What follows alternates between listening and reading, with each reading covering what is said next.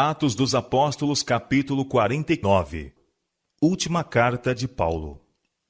Do tribunal de César, Paulo voltou à sua cela, compreendendo que havia ganho para si apenas uma breve trégua. Sabia que seus inimigos não descansariam até que conseguissem sua morte. Mas sabia também que, durante algum tempo, a verdade triunfara. Ter proclamado um Salvador crucificado e ressuscitado perante a vasta multidão que o ouvira era a si mesmo uma vitória. Iniciara-se naquele dia uma obra que cresceria e se fortaleceria, e que Nero e todos os outros inimigos de Cristo em vão procurariam impedir ou destruir. Sentado dia após dia em sua sombria cela, sabendo que por uma palavra ou um simples aceno de Nero sua vida seria sacrificada, Paulo pensou em Timóteo e determinou chamá-lo. Timóteo havia sido incumbido de cuidar da igreja de Éfeso e ficara para trás quando Paulo efetuou sua última viagem a Roma. Paulo e Timóteo estavam unidos por uma afeição profunda e invulgar.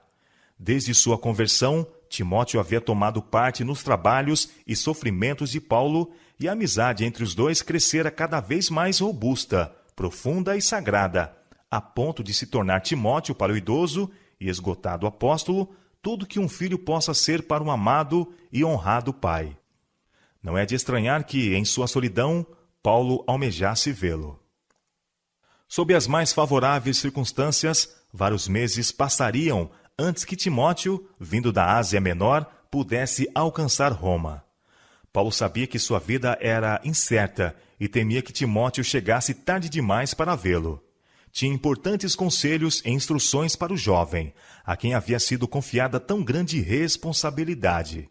E enquanto estava para que viesse sem demora, ditou seu derradeiro testemunho, pois talvez sua vida não fosse poupada para proferi-lo de viva voz.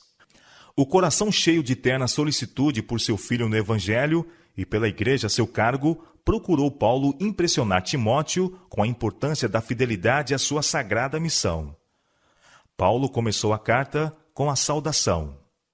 A Timóteo, meu amado filho, graça, misericórdia e paz da parte de Deus Pai e da de Cristo Jesus, Senhor nosso. Dou graças a Deus, a quem desde os meus antepassados sirvo com uma consciência pura, de que, sem cessar, faço memória de ti nas minhas orações, noite e dia. O apóstolo, então, instou com Timóteo quanto à necessidade de firmeza na fé. Por cujo motivo te lembro, escreveu, que despertes o dom de Deus que existe em ti pela imposição das minhas mãos, porque Deus não nos deu o espírito de temor, mas de fortaleza, e de amor, e de moderação. Portanto, não te envergonhes do testemunho de nosso Senhor, nem de mim que sou prisioneiro seu. Antes participa das aflições do Evangelho, segundo o poder de Deus. Paulo rogava a Timóteo que se lembrasse de que fora chamado com uma santa vocação para proclamar o poder daquele que tinha trazido à luz a vida e a incorrupção pelo Evangelho, para o que, declarou, fui constituído pregador e apóstolo e doutor dos gentios, por cuja causa padeço também isto, mas não me envergonho, porque eu sei em quem tenho crido, e estou certo de que é poderoso para guardar o meu depósito até aquele dia. 2 Timóteo, capítulo 1, versos 2 a 12. Através de sua longa vida de serviço, Paulo nunca vacilou em sua fidelidade ao Salvador. Onde quer que estivesse, fosse diante dos sisudos fariseus ou das autoridades romanas, fosse diante da furiosa plebe de Listra ou dos condenados pecadores do calabouço da Macedônia, fosse arrazoando com os marinheiros tomados de pânico, do navio prestes a naufragar, ou estando sozinho diante de Nero para pleitear por sua vida, ele nunca se envergonhou da causa que defendia. O grande propósito de sua vida cristã fora servir aquele cujo nome outrora o enchera de desprezo. E desse propósito, nenhuma oposição ou perseguição fora capaz de afastá-lo. Sua fé, fortalecida pelo esforço e purificada pelo sacrifício, o sustinha e fortalecia. Tu, pois, meu filho, continua Paulo, fortifica-te na graça que há em Cristo Jesus, e o que de mim, entre muitas testemunhas, ouviste, confia-o a homens fiéis, que sejam idôneos para também ensinarem a outros. Sofre, pois, comigo as aflições como bom soldado de Jesus Cristo. 2 Timóteo, capítulo 2, verso 1. O verdadeiro ministro de Deus não se esquiva a trabalhos ou responsabilidades. Da fonte que nunca decepciona os que sinceramente buscam o poder divino, tira a ele força que o capacita a enfrentar e vencer a tentação e a executar as tarefas que Deus sobre ele coloca. A natureza da graça que recebe amplia sua capacidade para conhecer a Deus e a seu Filho. Seu coração se expande num desejo anelante de fazer para o Mestre trabalho aceitável. E enquanto avança na experiência cristã, torna-se forte na graça que há em Cristo Jesus. Essa graça dá-lhe o poder de ser fiel testemunha das coisas que ouviu. Ele não despreza nem negligencia o conhecimento que recebeu de Deus, mas transmite esse conhecimento a homens fiéis, os quais, por sua vez, ensinam a outros. Na sua última carta a Timóteo, Paulo expôs perante o obreiro mais jovem um alto ideal, apontando os deveres que sobre ele pesavam como ministro de Cristo. Procura, escreve o apóstolo, apresentar-te a Deus aprovado, como obreiro que não tem de que se envergonhar, que maneja bem a palavra da verdade. Foge também dos desejos da mocidade e segue a justiça, a fé, a caridade e a paz com os que, com um coração puro, invocam o Senhor. E rejeita as questões loucas e sem instrução, sabendo que produzem contendas. E ao servo do Senhor não convém contender, mas sim ser manso para com todos, apto para ensinar, sofredor, instruindo com mansidão os que resistem, a ver se porventura Deus lhe dará arrependimento para conhecerem a verdade. 2 Timóteo, capítulo 2, versos 15 e dos versos 22 a 26. O apóstolo advertia Timóteo contra os falsos mestres que se introduziriam na igreja. Sabe, porém, isto, escreveu, que nos últimos dias sobrevirão tempos trabalhosos, porque haverá homens amantes de si mesmos, avarentos, presunçosos, soberbos, blasfemos, desobedientes a pais e mães, ingratos, profanos, tendo aparência de piedade, mas negando a eficácia dela. Destes, afasta-te. 2 Timóteo, capítulo 3, versos 1 a 5.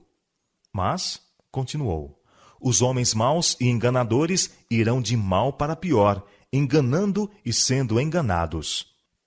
Tu, porém, permanece naquilo que aprendeste e de que foste inteirado, sabendo de quem o tens aprendido, e que desde a tua meninice sabe as sagradas letras, que podem fazer-te sábio para a salvação. Toda a Escritura divinamente inspirada é proveitosa para ensinar, para redarguir, para corrigir, para instruir em justiça, para que o homem de Deus seja perfeito e perfeitamente instruído para toda boa obra. 2 Timóteo, capítulo 3, versos 13 a 17. Deus proveu meios abundantes para o êxito na luta contra o mal que há no mundo. A Bíblia é a armadura com que nos podemos equipar para a luta.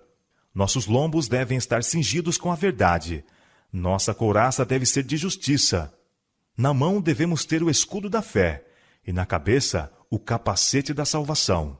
E com a espada do Espírito, que é a palavra de Deus, devemos abrir caminho por entre as obstruções e embaraços do pecado. Paulo sabia estar perante a igreja um tempo de grande perigo. Sabia que uma obra fiel e zelosa devia ser feita pelos que tinham a responsabilidade das igrejas. Assim escreveu a Timóteo: Conjuro-te, pois, diante de Deus e do Senhor Jesus Cristo, que há de julgar os vivos e os mortos na sua vinda e no seu reino, que pregues a palavra, instes a tempo e fora de tempo, redargue-as, repreendas, exortes com toda longanimidade e doutrina. 2 Timóteo, capítulo 4, versos 1 e 2. Essa solene incumbência, alguém tão zeloso e fiel como era Timóteo, é um forte testemunho da importância e responsabilidade da obra do ministro do Evangelho. Chamando Timóteo ao tribunal de Deus, Paulo lhe ordenou pregar a palavra, não fórmulas e pensamentos humanos, a testemunhar prontamente de Deus onde quer que se lhe apresentasse oportunidade, diante de grandes congregações ou de limitados círculos, junto aos caminhos e nos lares, a amigos e a inimigos, fosse em segurança ou exposto a dificuldades e perigos, injúria e danos. Temendo que a disposição branda e condescendente de Timóteo pudesse levá-lo a esquivar-se de uma parte essencial de sua obra, Paulo exortou a ser fiel em reprovar o pecado e a repreender mesmo com firmeza os que fossem culpados de males graves. Contudo, devia fazê-lo com toda a longanimidade e doutrina. Devia ele revelar a paciência e o amor de Cristo, tornando claras suas reprovações e reforçando-as pelas verdades da palavra. Odiar e reprovar o pecado e, ao mesmo tempo, mostrar piedade e compaixão pelo pecador é uma difícil tarefa. Quanto mais ardentes forem nossos próprios esforços para manter a santidade do coração e da vida, tanto mais aguda será a nossa percepção do pecado e mais decidida a nossa desaprovação de qualquer desvio do direito. Precisamos guardar-nos contra a indevida severidade no trato com os que erram.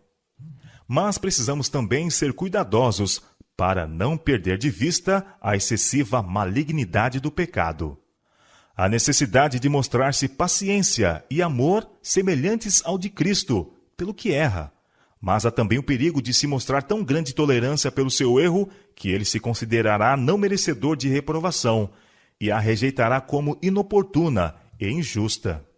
Os ministros do Evangelho, às vezes, causam grande dano, permitindo que sua tolerância pelo que erra degenere em intolerância pelos pecados e mesmo participação deles.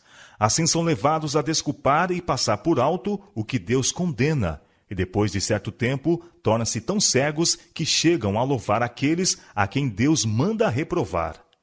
Aqueles que têm suas percepções espirituais embotadas pela pecaminosa tolerância por aqueles a quem Deus condena, em breve estarão cometendo o maior pecado pela severidade e rudeza no trato com aqueles aos quais Deus aprova.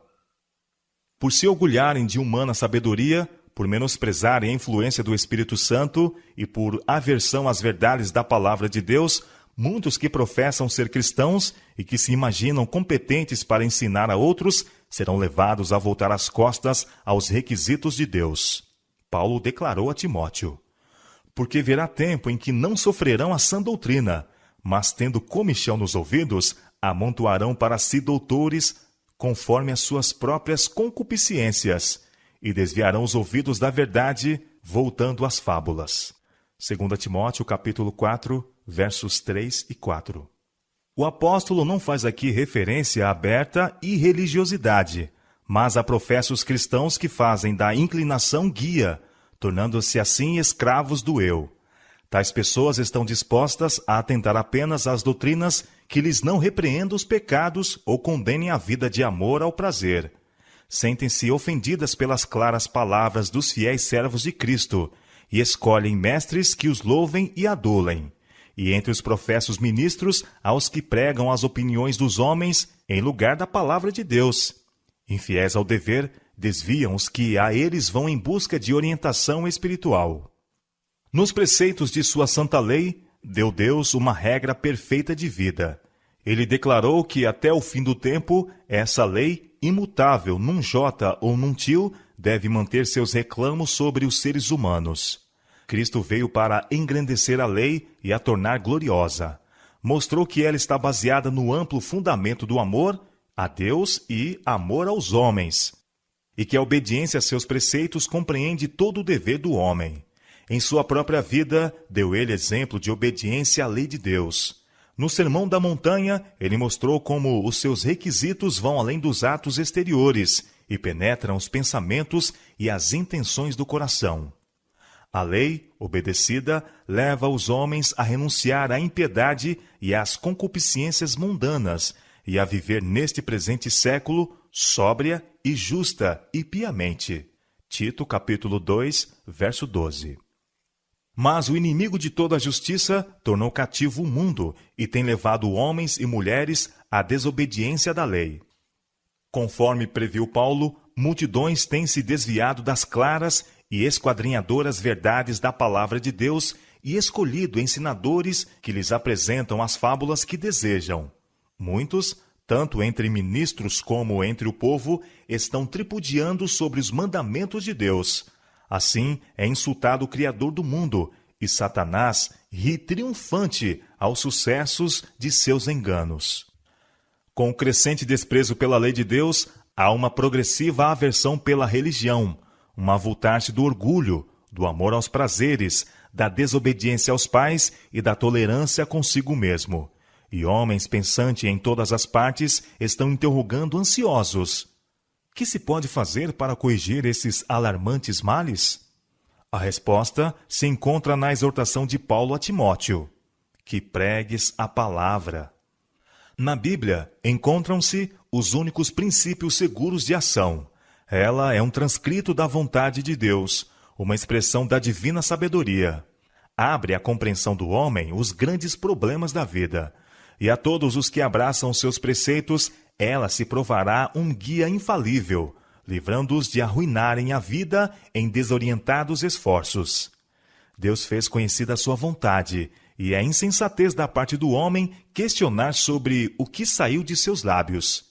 Depois que falou a infinita sabedoria, não pode haver questões ambíguas para o homem solucionar, nem pode haver possibilidades vagas a serem por ele ajustadas. Tudo o que dele se requer é sincera conformidade com a expressa vontade de Deus. A obediência é o mais alto ditame da razão, bem como da consciência.